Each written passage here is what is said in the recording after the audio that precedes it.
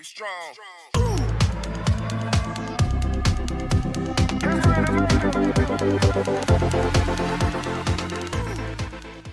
This is how you set up Guardian email summaries in Google Classroom. The first thing you want to do is you want to go to the Google Classroom where you're trying to set up the email summaries. Next, you want to go to the gear icon, click on it, and scroll down under the General Settings. Under the General Settings, you'll see an option for Guardian Summaries. Let's go ahead and click on it to enable it. This will add class to Guardian email summaries.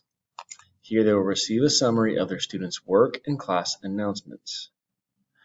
Click here to see the example. This will take you to the classroom help page. In order to see the actual example of what these email summaries will look like, let's scroll down to this option here where it says Email Summary Example.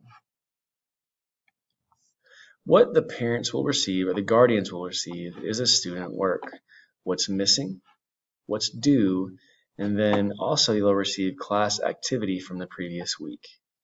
So here under the missing assignments from last week, it'll list it from every single class. Here you have U.S. History, here you have English and American Literature.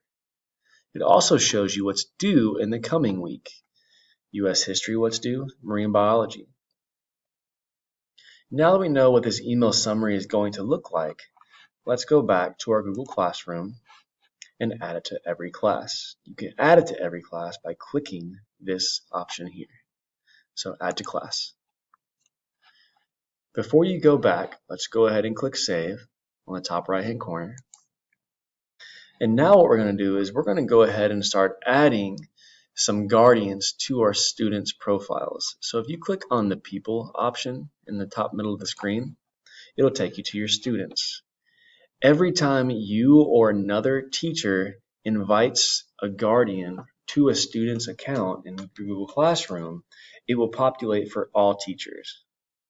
So again, if I were to add a parent here for Tyler Maxey, every teacher that has Tyler Maxey in his or her class will also have this populate with the emails from the guardian. It will also, if you delete the guardian from this tab in any of your classes, it will delete the guardians from all of Tyler's classes, even the classes that you don't teach. So let's click on the Invite Guardians option here, and I'm going to type in the email address for this guardian, and I'm going to click Invite.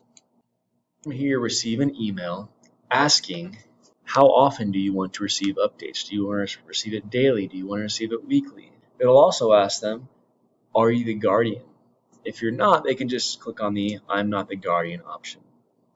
But as you can see, there's now a guardian here for Tyler Maxey. And any class that Tyler Maxey has in Google Classroom, this guardian's email address will pop up.